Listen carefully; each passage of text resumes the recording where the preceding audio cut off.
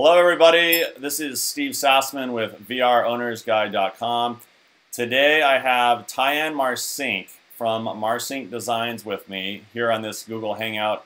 Really excited to have her. She has a fantastic ebook called Create Killer Vacation Rental Property Photos, and I met her at the HomeAway Summit. Well, actually, that's a lie. I didn't meet her. I saw her. I went to her session, which was fantastic, and learned a lot about making my photos better, and it's really helped. So that's why I wanted to bring her in today. So, hello, Tyann. How are you? I'm good, Steve. How's it going? Excellent, excellent. Let's find out a little bit about Tyann. So, how did you get started in the vacation rental business and photography as well? Okay, well, they're two separate things, of course. The vacation rental business, it first started, my aunt and uncle had bought a house in Branson and moved all their personal furniture into it, and they lived on lawn chairs and patio furniture in their own home for a while. And everybody thought they were nuts. You know, they had the largest home available in the Branson area, which was a 4-bedroom and 2-bath house on the lake. And of course, you know, now everybody thinks, wow, that's small. So they started this, and then my parents thought, well, yeah, this is a great idea. So they started getting into it. And after 2 or 3 years, we decided, well, we're ready for a bigger investment. We have regular rental properties at home. So we took the plunge and did the same. So now, my aunt and uncle, they actually have an 8-bedroom home they built next to the 4-bedroom. My parents own a total of 8 homes and manage 2 others. My brother has 2, and we have 2. So if you're looking for a large home in Branson, half of them will probably be one of my families. Wow. Yeah, you guys really have the gamut covered there. So we do. Fantastic. You know, it makes for some interesting Christmas and Thanksgiving conversations for sure. Nice. That's great. And then, oh, go ahead. As far as photography goes, as a kid, as a teenager, I liked photography. I didn't know much of what I was doing. And then I started actually my own line of children's hand-painted room decor. And I wanted to sell that online. And I knew that I needed better photos to be able to sell them better and a better price and sell more. So I started learning more about photography to improve those photos. Nice. And then just from there, I realized how much I loved it. And then, you know, I knew I needed to improve my vacation rental photography, and, you know, just searched and everywhere on the internet and eBooks and classes and trying to figure it out on my own. And I'm always learning, always looking for something else to learn. Fantastic. So you're pretty much self-taught, but you just picked up stuff and just continued to work on your craft as you went. Exactly. And what I do like is I follow a lot of business blogs and newsletters, and I see how they apply to not only photography business, but vacation rentals. And I really, really like to see how any business is actually interrelated, and you can apply principles across the board. Absolutely. Yeah, no, I totally agree. I mean, I think there's good photos are so important for this industry. I mean, if you don't have good photos, you're really missing out, and it's costing you a lot of bookings. So, oh yeah. You know, and I mean, I love, you know, using a professional, but there's a lot of drawbacks to using a professional as well. And it's nice to be able to have the control to do it yourself, and, you know, you can take seasonal photos, you can take photos when you do updates, all those things that you miss out on when, you know, you have the photographer there for just 1 hour. Exactly. Yeah, the professional photographer, they can get the job done well, and they can get it done quickly. However, you are limited to that time frame you've hired them for, and you can miss out on a lot of great shots. The early morning light, the evening blue hour, the sunset, the sunrise, you know, the winter, summer, like you said, the seasons when you as an owner are there, and you may be working on something and see just how fabulous the light hits your cabin, and you have to be able to grab your camera and get that shot, because you can't have a professional photographer on call to be there within seconds. You know, you need to know to do it yourself. Yeah, I totally agree. So that's why I'm definitely excited to hear more, and we're going to go into it. One or two good tips that that you've offered that's part of your ebook. So anyway, what give us one more little tidbit about yourself that maybe nobody knows yet. Okay, when I was a teenager, I did Taekwondo, and I competed. So when I was 16, I was national champion in my division. Wow, well, that's impressive. Do not mess with Tyann. Yeah. So that was definitely fun.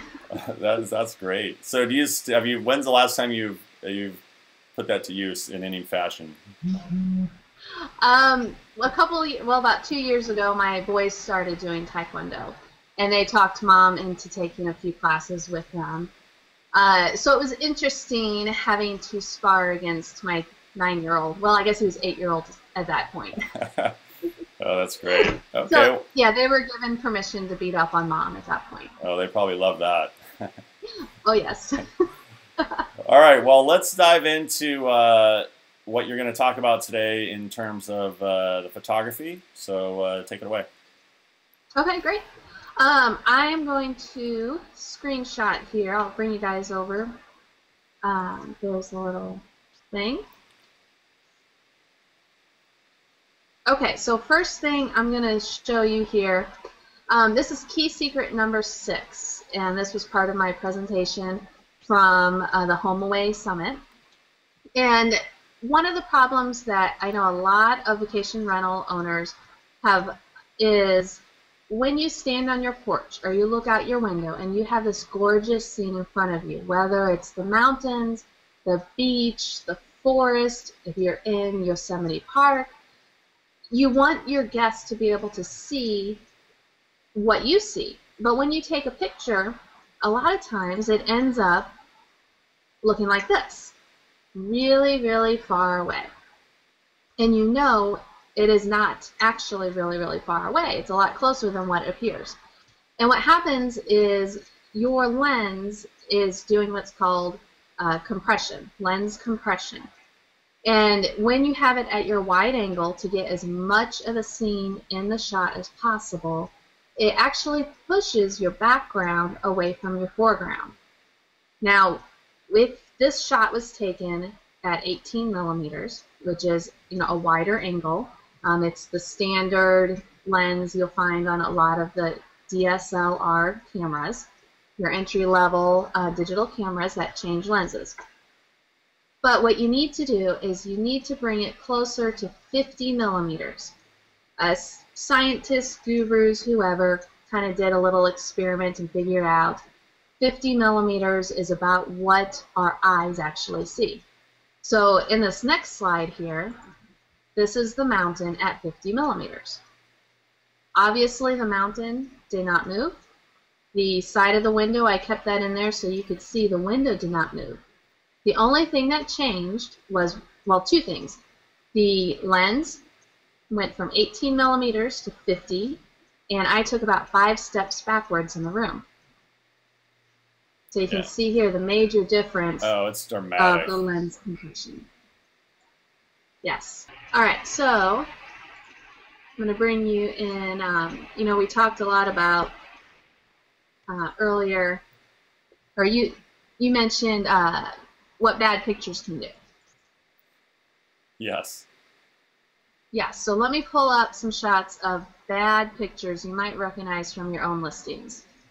All right, so this one here is shadows. You really don't, let me lost the screen share.